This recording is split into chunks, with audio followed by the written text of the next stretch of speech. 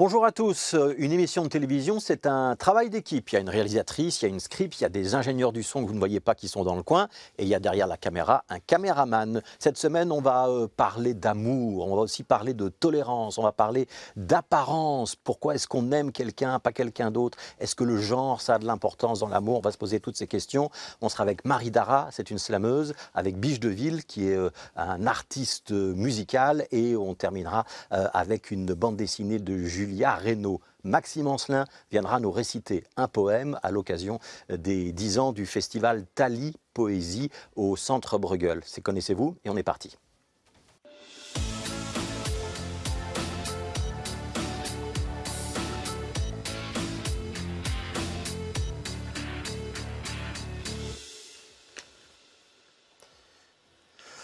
Bonjour Marie Dara. Bonjour. Comment est-ce que vous vous sentez? Bien. Bien. Super bien. Bien. Alors vous avez pris une place d'autorité. Vous aviez envie de vous asseoir. Oui. Oui. Est-ce que je peux vous suggérer de prendre celle d'en face? Celle d'en face? Oui. Le caméraman, la réalisatrice et toute l'équipe vous remercient. Parce que c'est comme ça que c'est prévu. Ah, ok. Ouais. Vous n'aimez pas rester debout? Non, pas trop. Pas trop. Pas trop. Sauf quand je joue. Si je joue, ça va. Bah oui, j'allais vous dire ça. Quand on slame, quand on fait du théâtre, on est plutôt debout. Oui, c'est vrai. Ouais. Donc là, plutôt assise. Plutôt assise. Comment on vous présente? Marie Dara, artiste multidisciplinaire, gender fluide, vegan. Voilà. Ouais. Multidisciplinaire, parce que vous faites à la fois du théâtre, du slam, Oui. de la poésie. Oui. Vous interprétez et vous écrivez. Oui. Ouais. C'est important de pouvoir faire les deux, écrire et jouer. Oui, je danse même un petit peu. Alors, je ne me prétends pas danseuse, mais je danse un peu et dans mon spectacle aussi. Donc, pour moi, c'est un peu un tout comme ça. J'ai jamais réussi vraiment bien à me fixer à juste une chose. Ouais. Gender fluide, ça veut dire que c'est IL. C'est Yel. Ouais. Et les accords peuvent bouger. Voilà, je ne suis pas toujours elle, je ne suis pas toujours il, je ne suis pas toujours Yel. Je suis parfois neutre aussi. Et donc, voilà, pareil, je n'arrive pas à me fixer. Je voyage un peu. Ouais. Et ça fait partie de votre identité et c'est important de le respecter. Ouais. Ouais. On va parler de slam dans quelques minutes. Je voudrais qu'on parle plutôt de poésie pour commencer, avec un ouvrage Sous le noir du tarmac que vous avez publié. C'est le deuxième grand texte que vous publiez. Ouais. Il y avait déjà Depuis que tu n'as pas tiré. Ouais. C'est quoi la différence entre les deux ouvrages? Depuis que tu n'as pas tiré, c'était un récit un peu de parcours d'une vie pendant une nuit, pendant un instant de violence, voilà, et qui était écrit en slam, mais je ne savais même pas que je faisais du slam à ce moment-là, qui est ma pensée qui se déroule. Ici, Sous le noir du tarmac, c'est vraiment Beneath Black Tar, d'ailleurs, parce qu'il est il est tête bêche, il est en anglais aussi dans le même bouquin. C'est plutôt un livre, un recueil de poésie, en fait, de tout ce que j'ai écrit depuis ma première montée sur scène aux Fleurs du Slam il y a 3 ans en septembre, le 25 septembre, si je ne dis pas de bêtises, un peu comme cette année, jusqu'à maintenant, enfin jusqu'à quand le livre est sorti, c'est-à-dire en juin 2022. Ouais. Voilà. Et donc c'est mieux de faire la promo à l'automne pour les livres. Vous savez ça, votre éditeur, vous n'avez pas dit? Il ne m'avait pas dit si, mais on voulait le sortir pour le festival, parce que c'était un livre important pour lui et pour moi. Ouais. C'est vraiment mon bébé, il m'a laissé tout faire, il m'a laissé dessiner à moitié la couverture qu'un graphiste a repris. Il m'a laissé faire plein de choses avec ce livre et je me rends compte que j'ai extraordinairement beaucoup de chance d'avoir pu le faire comme ça. Ouais, c'est aux éditions Ballström, Oui. qui sont les éditions qui soutiennent vraiment la scène slam ici à Bruxelles, faut le souligner. Oui. Ça va vite quand même, 2 bouquins en 3 ans. C'est super rapide. Et plutôt bien reçu à chaque fois par la critique. Vous vous en rendez compte? Sous le noir du tarmac, je ne sais pas encore, comme il est sorti en fin juin ou juin, je ne sais plus, je n'ai pas eu trop de retours. Après, il y a des gens qui m'ont dit qu'ils avaient beaucoup aimé, que c'était un livre fort. Mais voilà, pour moi, c'est assez bizarre parce que j'ai la temporalité de la scène où on sort et on a directement, en fait, un retour. Ici, il y a le temps de la lecture. Je pense que c'est un livre qu'on ne lit pas d'une traite non plus. Donc c'est un peu particulier, mais je pense que ça va. Quelle est la part de fiction, d'autofiction ou de biographie dans ce que vous écrivez? Je dirais que c'est toujours autobiographique. Et moi j'appelle ça de l'autofiction parce que c'est-à-dire que pour la matière, pour le slam, pour le style littéraire, je vais pousser les curseurs. Mais en fait, ça parle, oui, ça parle de ma vie et ça, je ne le cache pas parce que je dis que c'est imbriqué dans la société. En fait, le personnel devient universel et, voilà, et politique. Donc, je pense que pour moi, c'est important que ce soit de l'autofiction. Après, peut-être que tout n'est pas su, peut-être qu'il y a des voiles que je laisse, voilà, exprès ou non. Mais donc, oui, c'est autobiographique. Pourquoi ce titre, Sous le noir du tarmac? Il revient dans 2 poèmes. Je m'en suis rendu compte quand j'ai dû présenter le livre la semaine passée. Il revient dans Les Fleurs du Mal, que j'ai écrit pour Les Fleurs du Slam, qui est mon premier poème que j'ai écrit pour monter sur scène. Il y a cette phrase, Sous le noir du tarmac. Et il revient dans le poème Papa. Voilà, qui est, et dans Les Fleurs du Mal, je parle à la fin de ma maman. Donc c'est assez drôle que dans les 2 textes où je parle en fait de mes parents, ils reviennent. Parce que je pense que le tarmac, c'est à la fois par rapport à l'histoire de ce géniteur presque inconnu qui a dû débarquer à un moment dans un autre pays et voilà, et qui m'a donné une moitié de culture que je ne connais pas. Et puis il y a aussi ce tarmac, c'est ce tarmac qu'on foule, c'est ce tarmac peut-être de la vie. En fait, pour moi, la vie, c'est marcher, c'est toujours en mouvement. Et donc, du coup, c'est qu'est-ce qu'il y a en dessous de là où on marche? Qu'est-ce qu'il y a sous ce goudron, sur cette ville et cette ville et cette vie, sur laquelle on a mis quelque chose pour que ce soit praticable? Est-ce que ce quelque chose est bien? Est-ce que ce quelque chose n'est pas bien adapté? Est-ce qu'il faut le retirer? Est-ce qu'il faut recommencer? Est-ce qu'il faut gratter? Est-ce qu'il faut aller chercher ses origines? Est-ce qu'il faut griffer ce béton? Voilà. Est-ce que vous êtes quelqu'un d'angoissé? Alors, angoissé, oui, mais peut-être que ça ne se montre pas chez moi comme chez d'autres personnes. Je suis profonde, j'ai des névroses, je suis une psychiatrie, enfin je suis en psychiatrie, je suis une psychiatre assez régulièrement, sauf ce mois-ci parce que j'ai pas beaucoup de temps, mais j'en parle assez librement parce que c'est important, j'ai vécu des gros traumas, donc oui, j'ai des névroses, j'ai des angoisses, j'ai des tocs, j'ai des choses auxquelles je dois faire attention, je suis quelqu'un d'addict, donc il faut faire attention à tout ça. Ouais. Le fait d'en parler, c'est libérateur? C'est libérateur, pas comme on le croit, c'est-à-dire que ça ne libère pas au point de vue de l'addiction, voilà, enfin, ou de l'addiction ou des autres problèmes. En fait, quand je rentre chez moi, je suis toujours la même personne avec les mêmes problèmes. Par contre, ce que ça libère, c'est de se montrer qu'on peut en parler, que c'est pas un tabou, que ça arrive à beaucoup plus de personnes qu'on le croit, et du coup de faire une sorte de communauté, mais solidaire autour de ça, en fait. Je pense qu'il n'y a pas une personne en ce monde, si elle a les yeux ouverts, qui peut ne pas être angoissée par quelque chose, et qu'en fait toutes les angoisses se respectent, et que tout le monde a des écueils, tout le monde a des... Parce que la société est mal construite, hein. Et c'est ça que j'ai envie de dire, c'est que c'est normal, en fait. Je serais inquiet si quelqu'un n'était pas angoissé en voyant le monde dans lequel on vit. Ouais. Qu'est-ce qui vous caractérise le plus, Marie Dara? C'est plutôt l'angoisse ou c'est plutôt la révolte? Oh là là. Alors révoltée, j'aime pas trop ce mot parce que moi je sais pas si je suis révoltée. Enfin, je suis révoltée, mais parce que quand on a révolte, j'ai tout de suite l'image de quelqu'un qui monte au créneau comme ça, alors que je pense être quelqu'un de plutôt doux. Et du coup, révolte ne va pas bien. Angoisse aussi, mais je suis sortie de cette angoisse noire et dans laquelle je m'enfonçais. Donc c'est une angoisse lumineuse, je dirais. C'est une angoisse qui fait que je m'inquiète vraiment et j'ai vraiment besoin de donner de la bienveillance aux gens qui m'entourent parce que j'aime les vivants et que je veux les protéger. Je vous donne un 3e terme, combattant ou combattante? Un peu plus, mais le combat, ça nécessite aussi quelque chose de peut-être violent que je ne retrouve pas chez moi. Alors, je vous propose... En kikinant. Ça, c'est presque péjoratif. Vous n'êtes pas non. ça. Vous n'êtes pas ça. Je vous propose que vous preniez le livre qui est sur votre gauche. Oui. Hein, c'est le vôtre. Oui. D'abord, expliquez-nous pourquoi il y a effectivement un côté en français et puis un côté en anglais. Pourquoi est-ce que vous avez voulu cette traduction, cette double face? Parce que l'anglais, c'est la langue coloniale de mon géniteur. Mais c'est une langue, du coup, quand il venait à la maison, quand j'étais petite, que je pense avoir un tout petit peu parlé quand on est tout petit, hein, quoi. Et donc, c'est quand même quelque chose où j'ai des rêves en anglais, j'ai une connexion avec cette langue qui est certainement parce que c'est la langue que mon géniteur parle. Voilà, peut-être pour ça. Aussi parce que c'est la langue que j'ai peut-être le plus appris et que j'apprends le plus parce que toutes les séries que je regarde sont en anglais.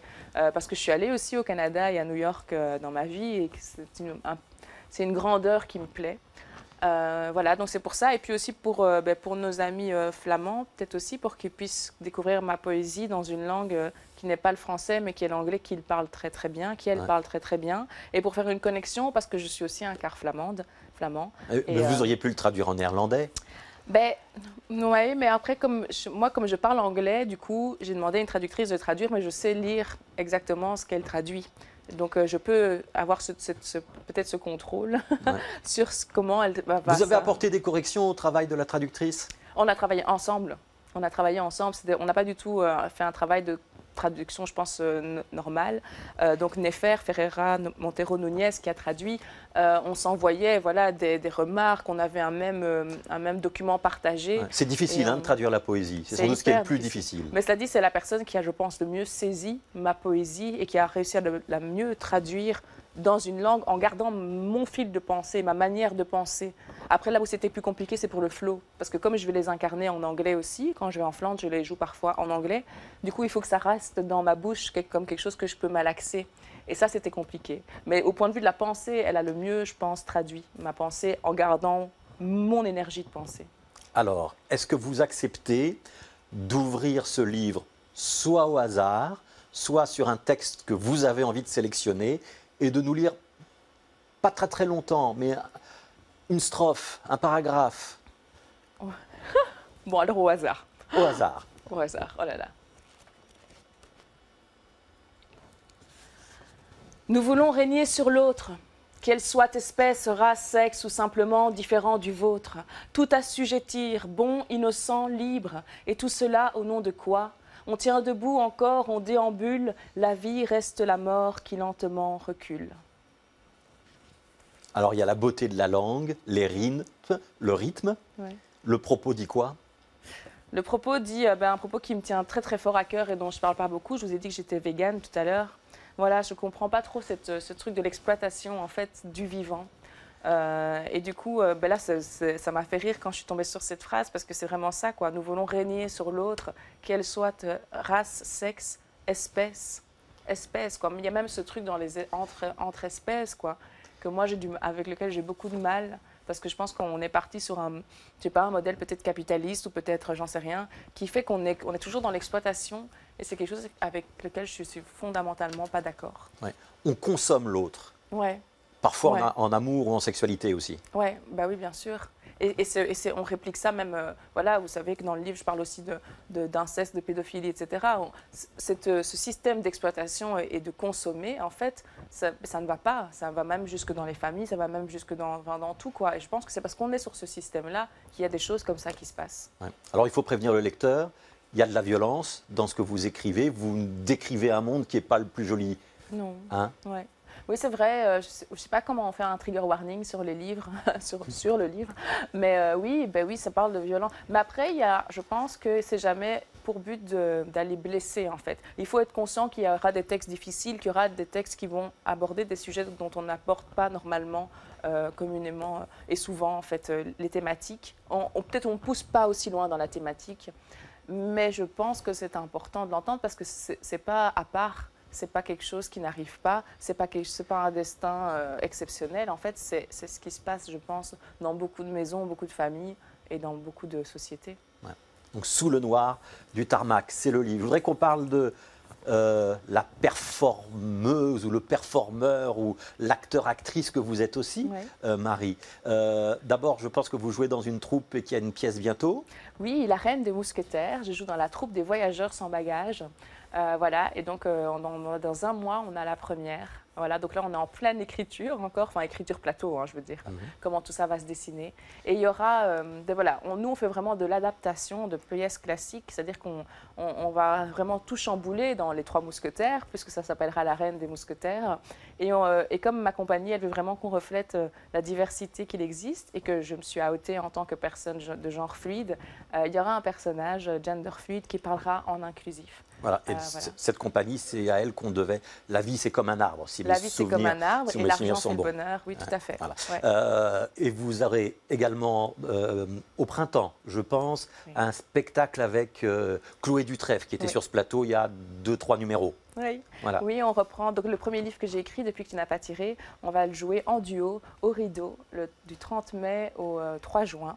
Voilà, Alors, pour le voir, découvrir avec, voilà, en interdisciplinaire ce récit. Alors ça c'est dans un peu longtemps, donc c'est au printemps, même si on prend déjà le rendez-vous. Mais je voudrais qu'on parle de quelque chose qui va arriver beaucoup plus rapidement, c'est le championnat du monde de slam. D'abord vous êtes championne d'Europe. Oui, championne d'Europe. Ouais. Il y a une coupe, il y a une médaille quelque part dans votre chambre? Il y a un petit micro en argent, enfin c'est pas du vrai argent, hein, c'est collé au-dessus de ma garde-robe. Avant il était à côté du mégaphone qui était le prix de Belgique, mais je l'ai passé à la Maison Poème pour faire l'ouverture de la saison. Donc voilà, il est tout seul sur ma petite garde-robe, c'est un petit micro en plastique argent. Alors là vous visez les championnats du monde? Ouf, je vise, j'y vais en tout cas, j'y vais, je représente la Belgique, je ferai du mieux que je peux. Voilà, c'est un honneur de représenter la Belgique? Oui, bien sûr, je pense. Pour moi, je suis belge et en plus, j'étais très cocorico, comme on dit. J'aime bien notre Belgique absurde et complètement fanfrelue. Et, enfin, voilà, je l'adore. Et voilà, en plus, moi, j'ai cette chance, même si je ne connais pas non plus cette origine, mais d'être wallon-flamand dans ma famille belge. Donc, j'ai aussi cette mixité, même s'il y a eu une rupture. Et donc, et je trouve ça intéressant, ce pays complètement, ce tout petit pays où il y a tellement de gens et où il se passe tellement de choses. Et voilà, aussi parce que, je sais pas, on a un pays, on n'a pas vraiment de star system aussi. On est à peu près, j'ai retrouvé un peu les mêmes valeurs que de l'autre côté de l'océan, au Canada. On est un peu bon vivant et ça, j'aime bien. Un championnat du monde de slam, donc c'est 27, 28, 29 septembre et c'est au Kinépolis. Ça se passe comment? Chacun vient slammer dans sa langue? Normalement, oui, c'est ça, parce qu'on a dû rendre nos textes très très tôt. On les a rendus en avril de cette année, donc c'était quand même assez tôt pour rendre les textes. Chacun lit dans sa langue, ou la langue qu'il désire, hein, dans laquelle il se sent le plus confortable pour slammer. Il n'y a pas d'imposition de langue, et c'est surtitré dans les langues du pays d'accueil, et en anglais, parce que langue dite universelle, et que le plus de monde comprend. Et voilà, après, c'est pas plus que ça. Si ça se passe comme à l'Europe, il y a aussi des jurys qui regardent en streaming de leur pays et pour qui peut-être c'est sous-titré dans leur langue s'ils ne parlent pas une des langues du surtitrage qui est mis. Il faut qu'on monte un groupe de supporters et qu'on vienne avec des banderoles Allez Marie. Je ne sais pas. Vous pouvez, ça me fera plaisir, mais je ne sais pas si ça me fera pas rire non plus pendant mon slam. Mais c'est très court, 3 minutes, donc je ne peux pas trop rire pendant. Voilà, mais on vous souhaite le meilleur en tout cas. Donc c'est 27, 28, 29 septembre au Kinépolis, championnat du monde de poésie slam, pour être très précis sur l'appellation, avec Marie Dara et évidemment des concurrents qui viendront d'autres pays. On va accueillir quelqu'un. Je ne vais pas vous demander si vous le connaissez, l'artiste suivant, parce que je sais que vous le connaissez. C'est Biche de Ville. Oui. Petit exercice, présentez-moi.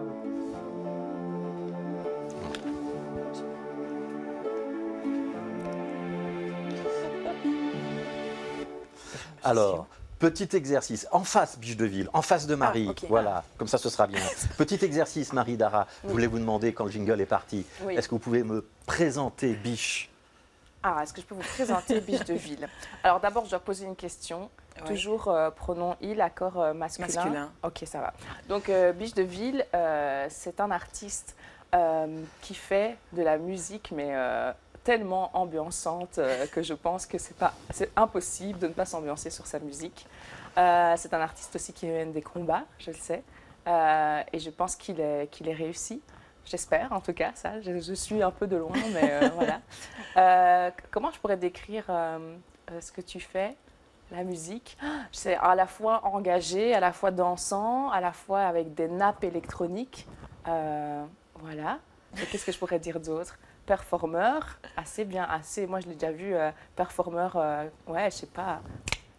Paillettes, j'ai envie de dire. Performeur paillettes.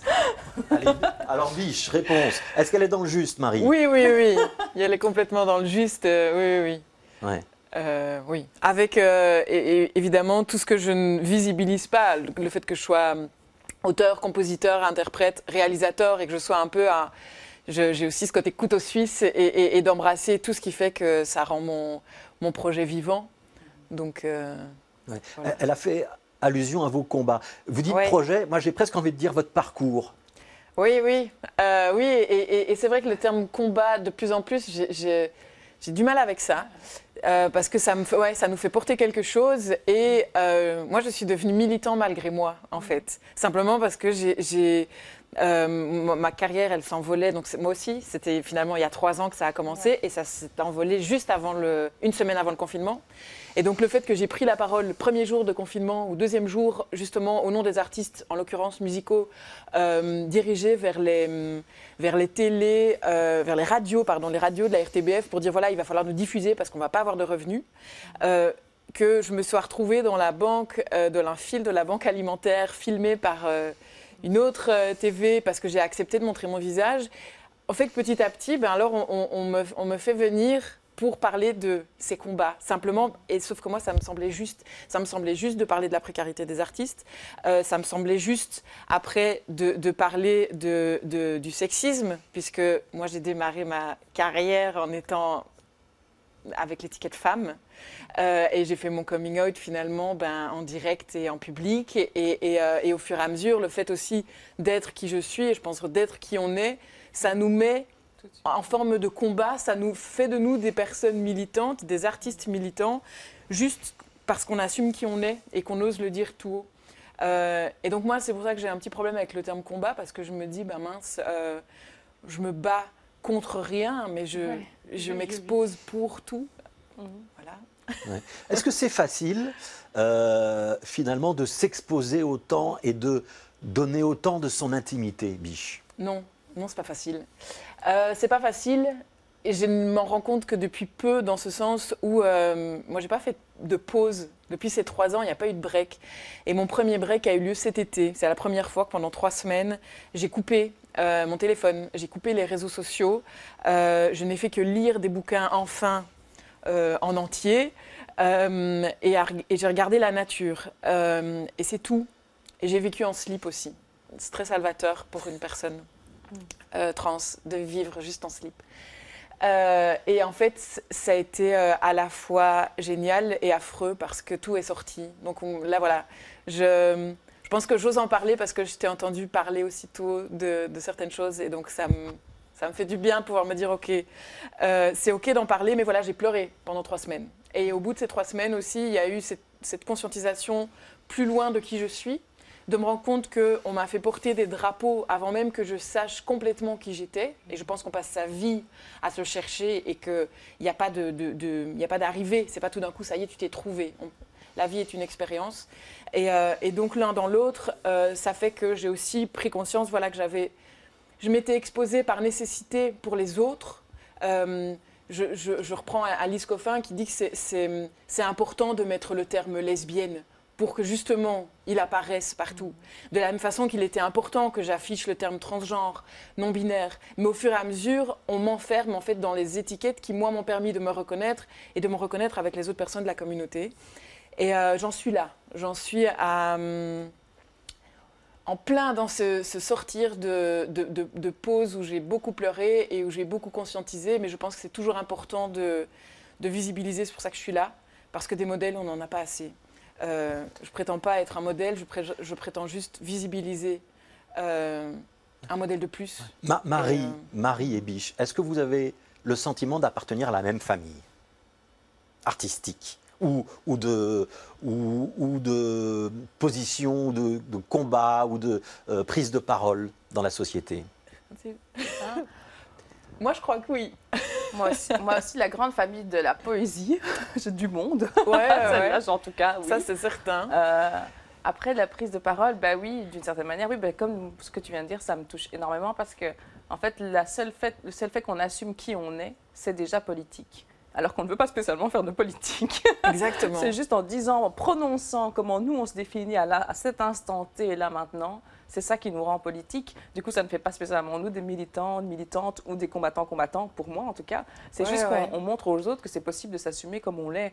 Moi, c'est surtout ça. Et c'est pour ça que avec le truc combat, je ne suis pas non plus, complètement en phase. C'est les mots qu'on a mis dans nos bouches aussi. Voilà, ouais. Mais après, moi, je suis d'accord. Je veux dire, il faut combattre pour moi le capitalisme, le sexisme, le racisme. Il faut combattre tous les mots en isme et tous les mots en hob. Mais, exactement. Mais du coup, oui, il faut les combattre. Mais moi, particulièrement, je ne sais pas si je suis... Moi, je combats avec mes armes, et moi, les armes, c'est la poésie, je pense, comme toi. C'est pareil. C'est les mots qu'on a, c'est qui on est. Et Et je pense que, enfin moi, je pense oui, qu'on fait partie de la même famille. Moi, j'ai pas tout de suite partagé les mêmes plateaux, mais on s'est rencontrés un jour sur un plateau et Marie performait juste avant moi. Et j'ai été tellement touchée en fait que quand on m'a dit Biche, c'est à ton tour, c'était pas possible. Et donc je suis arrivée sur scène. En fait, j'avais juste envie de te faire un câlin parce que tu venais de déposer un texte qui était hyper fort, qui était nouveau aussi. Et j'étais, mais je suis pas prêt. Et donc moi du coup, après, ça a été horrible. C'est une des pires expériences scéniques parce qu'en fait, mais c'est pas de. Moi, je leur ai dit, en fait, quand il y a un texte comme ça, vous devez faire une pause. C'est pas possible, tellement c'est fort. Et je pense que c'est parce que je suis très touchée, en fait. Ça fait écho, ce que tu écris, ce que tu partages, qui tu es. Et voilà, j'ai un profond respect, je crois, une admiration pour ce que tu fais. Ah bah c'est une belle confession, ça. Hein. Bah oui, vous avez bien fait de venir, Marie. Vous avez bien fait de venir. Allez, je vous propose qu'on fasse une petite pause, parce qu'on a parlé de musique et on a dit c'est très dansant. Marie a dit c'est très dansant la musique de Biche. On va vérifier sur place. Ok.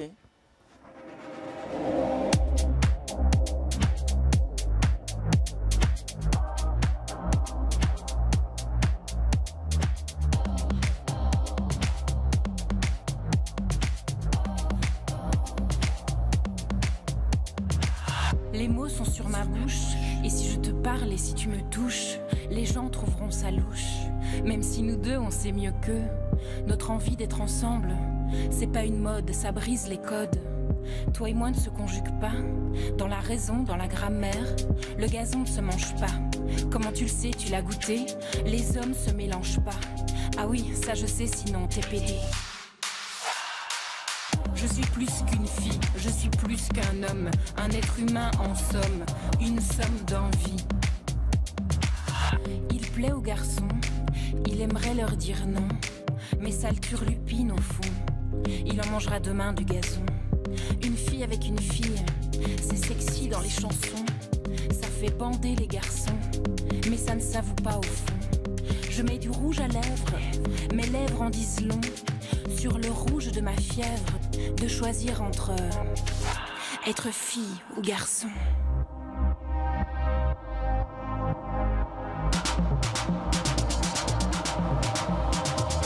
C'est parce que tu danses que la nuit chante, c'est parce que tu moves que la nuit bouge. Garçon-fille, je t'aime, ciel en arc versus haine. Garçon-fille, je t'aime, avec plaisir, sans gêne. Quand est-ce que les paillettes brilleront le jour? Quand est-ce que la fête sortira de l'ombre? Moi je n'obéirai qu'à la loi de l'amour. Tes idiotes règles creuseront ta tombe. Je chevauche des licornes, tu me crois fou, folle.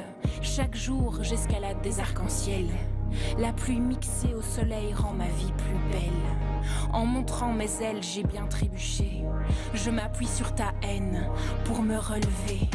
De ton indifférence, j'érige un bûcher ou réduire en cendres les clichés. Je suis qu'une chanson de PD, une chanson de tapette. Je suis qu'une chanson de lesbienne, une chanson chienne. Je ne suis pas très gay ni sexuelle, mais j'aimerais beaucoup changer ton phobe en étincelle. Je me souviens de cette phrase-là. Voilà, c'était important. Habituellement, on passe des extraits. Oui. Mais on s'est dit que là, il fallait vraiment aller jusqu'au bout, jusqu'au dernier mot, parce qu'il est important. Ouais. On est d'accord? On est d'accord, on est d'accord. Ouais. Marie, vous le connaissiez, ce clip? Mais pas du tout, justement, je le découvre. Alors, je connaissais le texte, c'est ce que je t'ai dit tout de suite, mais j'avais jamais vu le clip. Du coup, c'était hyper chouette de le découvrir. Ouais. En français et en anglais et avec des sous-titres. Pourquoi? Parce que c'était important. En fait, je voulais faire... Je pense que c'est des paroles qui résonnent beaucoup. Parce que, comme je disais à Marie, en fait, si elle l'a déjà entendu, c'est parce que j'étais amenée à dire ce texte lors de manifestations, lors d'événements, lors de célébrations, justement, en l'honneur, par exemple. Enfin, je ne sais pas comment on dit ça, quand il y avait un homme gay qui avait été tué en Flandre et on avait rendu hommage à la bourse. Et donc ça, c'est la première fois où je l'ai dit en public. Et là, je me suis dit, OK, je vais vivre ma première Pride en étant qui je suis. Et donc, c'était important pour moi de sortir ce texte et de sortir ces mots. Mais c'est finalement une vidéo qui a été peu vue. Et c'est ce que j'expliquais pendant que ça passait à Marie. Parce que... voilà, le but était de mettre en lumière des artistes cuir, donc pour ce qui est des costumes, pour ce qui est des accessoires, etc. Il s'avère que le jour du tournage, donc je réussis à décrocher ce lieu incroyable qui est un stade très connu en Belgique. On peut dire lequel? On peut, je ne sais pas si on peut. Le stade Roi-Baudouin, donc c'est pas rien. À avoir ce drapeau de 20 mètres de long, etc. Enfin voilà, et en fait la personne qui était censée réaliser, qui m'avait été recommandée, et moi j'ai fait confiance. Et puis j'étais entourée, hein. J'avais ma régisseuse qui est une régisseuse pro qui annule sa journée de travail pour venir sur la régie. J'ai une maquilleuse qui me dit moi je travaille mais je viens à 6h du matin te maquiller et je te mets une assistante pour la journée. Enfin voilà, tout le monde qui s'investit et en fait la personne qui réalise arrive. On commence à 8h, arrive à 11h du matin, ne maîtrise pas son matériel et on se rend compte au fur et à mesure qu'en fait elle n'est pas réalisatrice et qu'elle a grugé la personne qui me l'a recommandée. Ouais. Et donc on se retrouve finalement, il restait que 2 heures, mon téléphone. C'est tourné au téléphone. Pardon ? C'est tourné au téléphone ? C'est tourné au téléphone. Et au téléphone sans gimbal et tout. Hein.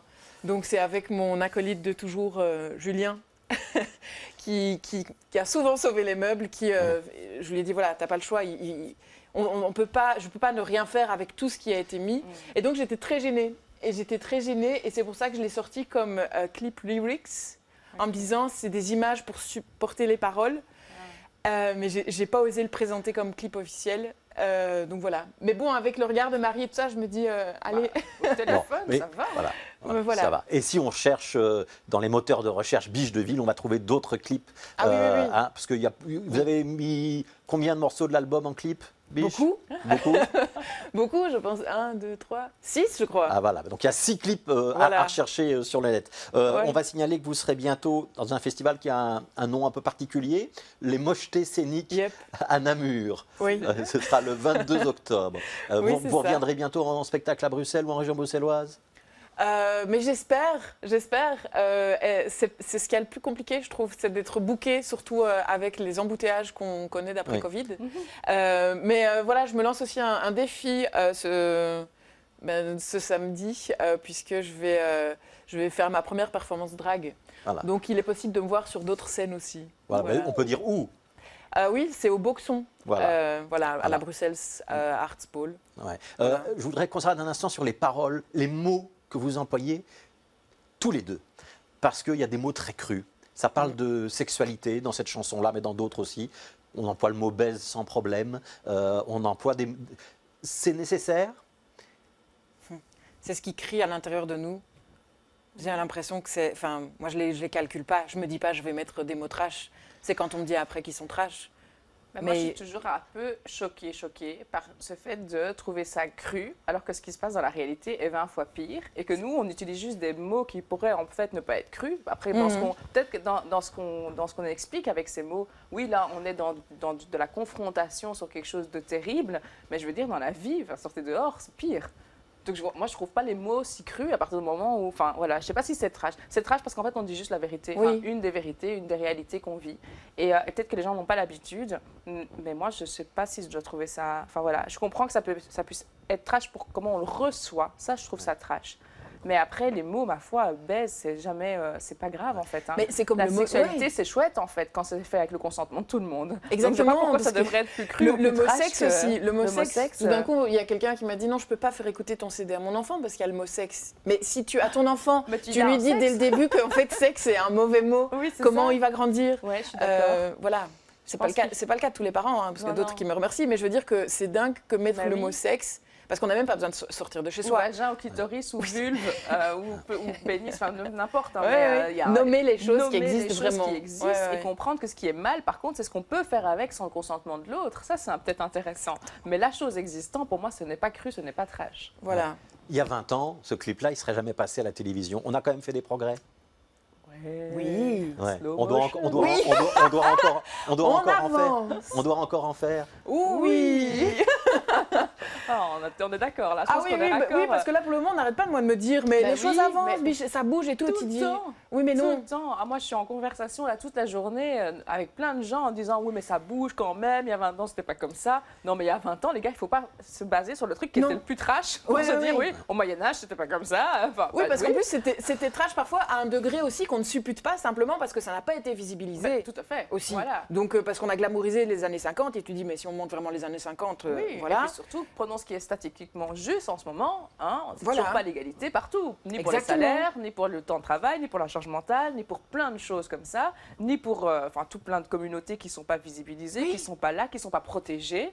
Je veux dire, les travailleuses du sexe ont remporté une grosse victoire il n'y a pas très longtemps, mais on en est seulement là. Enfin, moi, je dis toujours seulement et tout le monde me dit on en est déjà là. Non, mais je suis d'accord et je suis contente que tu le soulèves parce que ce terme aussi d'inclusivité, où moi on me dit mais voilà, ça bouge et tout. Alors ça bouge par exemple parce qu'on parle beaucoup aujourd'hui des femmes et des...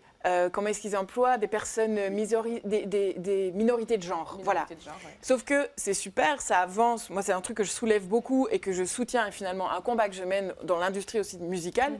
C'est que oui, on met en place des scènes pour visibiliser les femmes et minorités de genre, mais on est contente une fois qu'en fait il y a des femmes. Et tu dis oui, mais en fait les minorités de genre, moi je m'identifie pas comme femme. Je ne suis pas une femme, je ne vais pas faire partie du boys club, entendons-nous, mais je ne suis pas seule. On est beaucoup justement à être dans ce spectre non-binaire, transgenre, et qui ne fit pas en fait avec l'étiquette femme. Et là, par contre, il y a un très gros chemin à faire parce que voilà, ça va plus loin. Ça suffit plus aujourd'hui de dire on a mis un homme et une femme. Oui, c'est ça. Et moi, on a les mêmes questionnements par rapport au théâtre et j'en parle parce que du coup, ça fait écho sur plein d'autres choses. C'est comme si maintenant on avait compris qu'il fallait de la diversité sur scène, oui, mais qu'en est-il dans l'histoire des théâtres, dans les pièces de théâtre? C'est pour ça que j'ai précisé que je jouais une pièce où il y avait un personnage qui était gender fluid et qui parlait en inclusif et les autres vont parler de non inclusif parce qu'en fait, ça suffit pas que de mettre des gens qui représentent la diversité sur scène. Alors c'est déjà super qu'on y arrive un peu comme ça, mais qu'on y arrive. Mais maintenant, il faut peut-être aussi en mettre dans les histoires qu'on propose, en fait. Quand est-ce qu'on fera enfin partie de l'histoire avec un grand H, et que ce sera normal. Et que ce sera normal, et que ce sera pas juste on a mis un quota. C'est ça, stigmatisé aussi, parce que dans les séries, tout d'un coup, on va dire, alors là, avant, on mettait un gay. Oui. Maintenant, on va mettre une lesbienne et puis on va mettre quelqu'un de gender fluide, mais ça va être avec un cliché tout autour. Et c'est toujours, ils sont les amis du protagoniste. Voilà. Quand est-ce qu'on devient protagoniste? Quand est-ce qu'on fait partie complètement et que c'est normal, de l'aventure? Oui. Et qu'on n'est pas ramené à notre étiquette, en fait. Je vais vous interrompre et je vais vous présenter quelqu'un qui, justement, écrit des histoires. Peut-être qu'elle pourra vous aider. Vous allez prendre, à votre gauche, il y a une bande dessinée, Marie.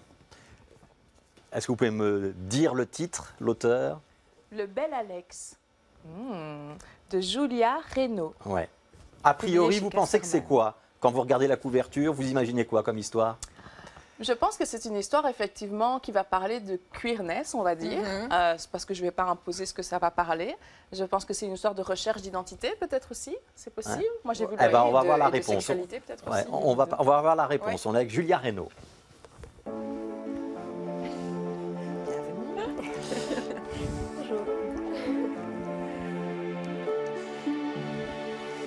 Julia Reynaud, présentez-vous un petit peu. Oui, donc je m'appelle Julia. Moi, en fait, je suis donc autrice de BD. C'est-à-dire que je viens de sortir ma première bande dessinée en septembre, là, le 1er septembre, donc il y a juste quelques semaines.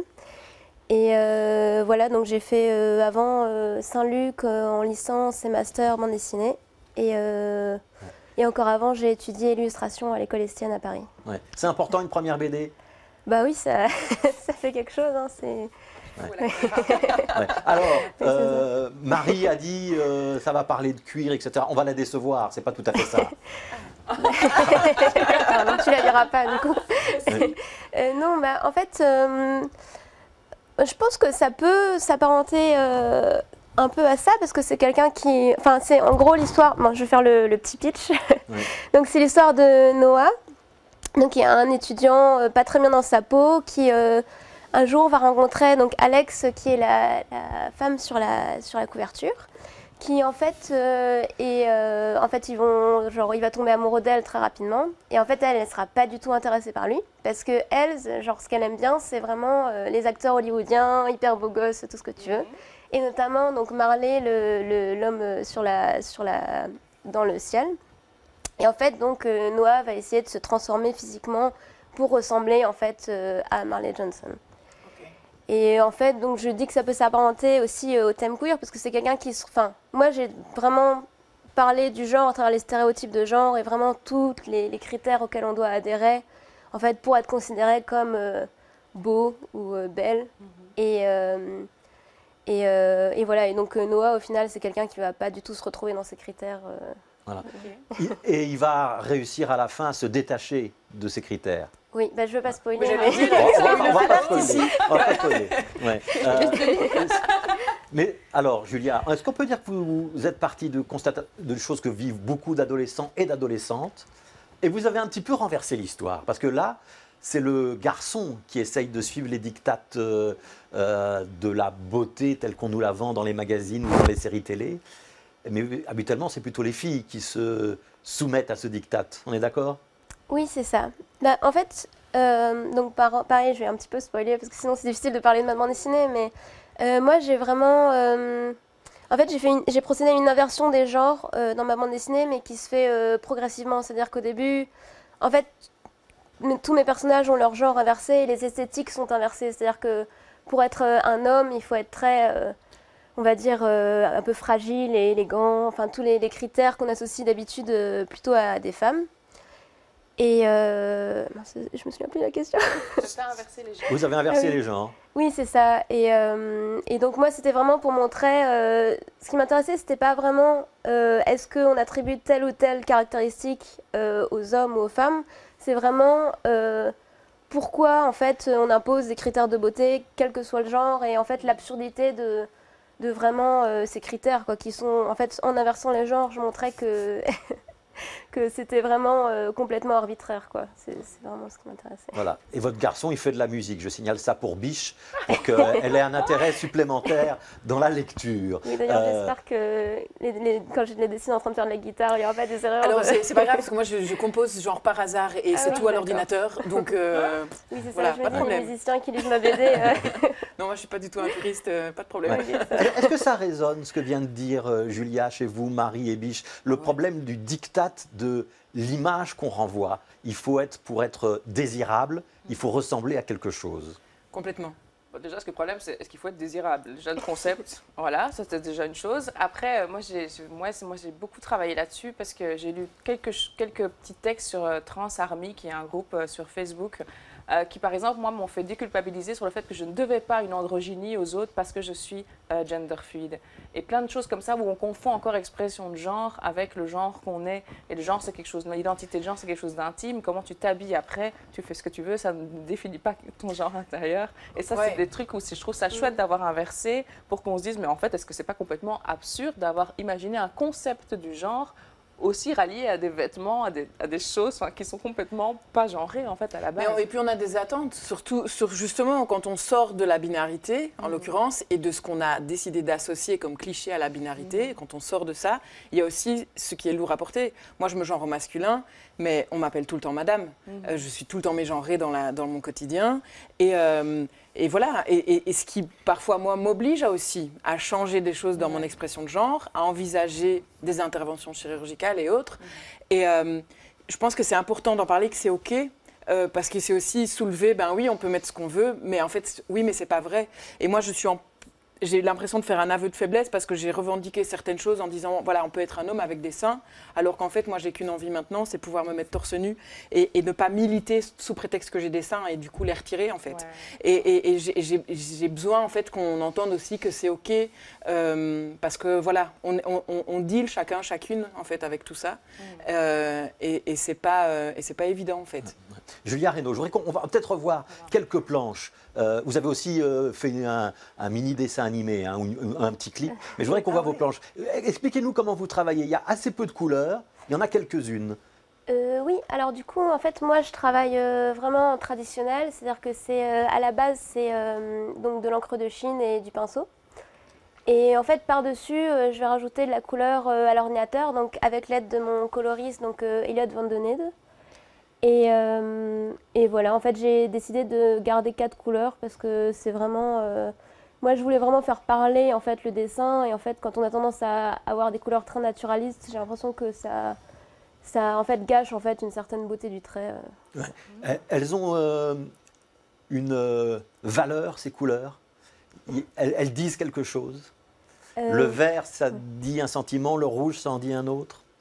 Oui, bah, c'est ça. Moi, je voulais vraiment... Bon, il y a quelques scènes qui ont des couleurs plus naturalistes, mais pour moi, c'est plus les émotions que j'ai voulu illustrer que vraiment l'ambiance de la ville. Quoi. Ouais. Ce que vous décrivez aussi, c'est le mal-être de beaucoup d'adolescents. Oui, bah, justement, en fait, moi, donc, j'ai commencé cette bande dessinée après avoir gagné le prix donc Raymond Leblanc de la jeune création. Donc, c'est un prix qui m'a permis de me lancer dans la BD, donc avec lequel j'ai décroché mon contrat d'édition. Et en fait, du coup, il y a eu le Covid, la période du Covid qui est venue juste après que j'ai commencé ma bande dessinée. Et moi, un truc qui m'a vraiment touchée, c'est que j'ai l'impression qu'il y avait, enfin, en tout cas par rapport aux jeunes, etc., il y avait beaucoup plus de gens. Le temps d'écran a augmenté, mais drastiquement. Et pour moi, c'était très important de parler de justement les dictats de la beauté avec Instagram, etc., les réseaux sociaux. Je trouvais que c'était vraiment important d'en parler dans cette période où justement tout le monde est un peu... était beaucoup plus sur les réseaux, quoi. Elle est bien reçue, cette BD. Vous avez déjà les premiers retours des lecteurs? Oui, ça fait plaisir. Il y a beaucoup de gens qui m'ont dit qu'ils étaient touchés par le personnage. Et même mon père m'a dit qu'il s'était beaucoup identifié, donc ça m'a fait plaisir. On voit que ça touche, oui, parfois d'autres générations, ou c'est ça. Ouais. On va essayer d'aller vers une conclusion. Est-ce que pour aimer, être bien dans sa peau, avoir une belle vie, trouver du bonheur, la solution, c'est de jamais tricher? Waouh. Je t'en prie, tu viens d'arriver. Disons que moi, tout le sujet de ma bande dessinée, c'est vraiment de arriver à s'aimer soi-même et rester soi-même. Donc je ne vais pas dire le contraire maintenant. Mais oui, pour moi, c'est vraiment important de... En fait, si on cherche du respect pour nous-mêmes dans les autres, forcément, on n'arrivera jamais à en trouver. Il faut que ça vienne de nous-mêmes, quoi. Il ne faut pas trop compter sur les autres. C'est ça. Et il faut s'affranchir du regard des autres. Ouais. Mais c'est pas facile à dire et pas facile à faire. Hein. Je veux dire, faut pas oublier et que c'est OK aussi de ne pas avoir confiance en soi. C'est OK de se trouver moche. C'est OK parce qu'on n'est pas seul, en fait, dans ce sentiment-là. Voilà, c'est hyper personnel parce que c'est ce que je vis actuellement et qu'il y a une injonction aussi à être bien dans sa peau, à être heureuse. Faut un peu lever ça aussi. C'est OK de ne pas être bien.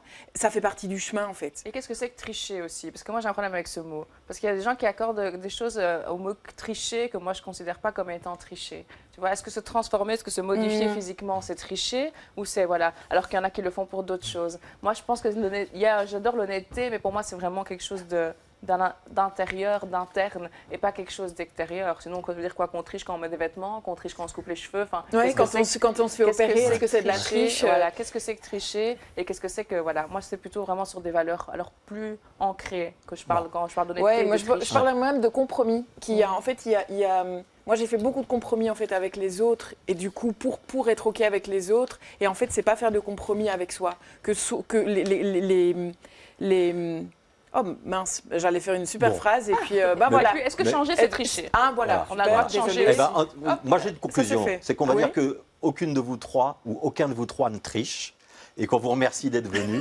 Parce que c'est une fin un peu abrupte, mais c'est parce que c'est un peu le timing. Parce que je voudrais qu'on parle de poésie, si vous voulez bien. On va revenir à la poésie. On a commencé avec la poésie avec Marie, on va terminer avec la poésie pour vous signaler un festival de poésie qui s'appelle Thalie Envolée qui va se passer au Centre culturel Bruegel. Et on va entendre Maxime Ancelin, il est comédien, il va nous réciter une poésie. Ça s'appelle Les lecteurs embarrassés, c'est un texte de Maurice MacNab.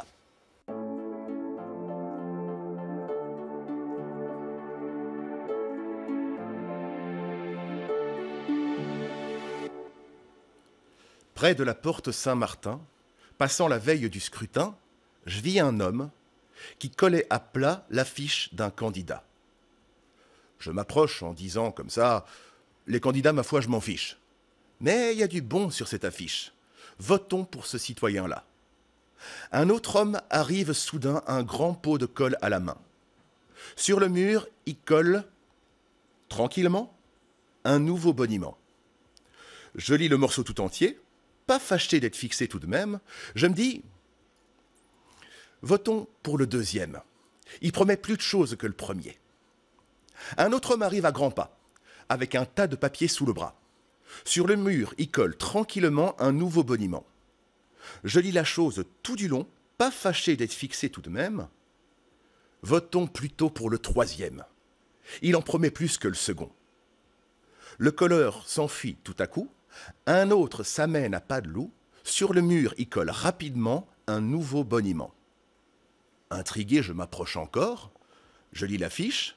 Je me dis, tout de même, faut voter pour le quatrième. C'est un homme qui est joliment fort. Pendant que j'étais là, le nez en l'air, un homme accourt comme l'éclair. Sur le mur, il colle proprement un nouveau boniment.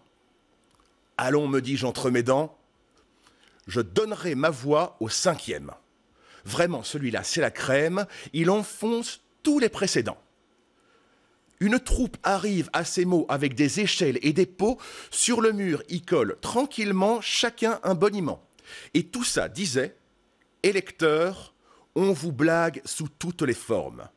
Il n'y a que moi qui ferai les réformes, les autres sont tous des menteurs. » Partout où plongent mes regards, on colle de nouveaux placards où, sans façon, les candidats se traitent de goujats. Pour sûr, entre eux, ils vont se manger, pensais-je en reprenant ma route. Toutes ces affiches-là, ça me dégoûte. Je voterai pour le brave boulanger. Le lendemain matin, pour finir, ne sachant plus à quoi m'en tenir, de peur de me laisser tirer le coup, j'ai pas voté du tout. Maxime Ancelin qui est le comédien et metteur en scène d'un spectacle qui s'appelle le Poésie Comedy Club, qui est donc à l'affiche de ce festival Thalie Envolée, festival de poésie du 28 septembre au 1er octobre. C'est en centre culturel Bruegel. Donc sur le centre culturel Bruegel, vous pouvez trouver toutes les informations sur leur site internet. C'était Connaissez-vous. Merci d'avoir été avec nous et à la semaine prochaine.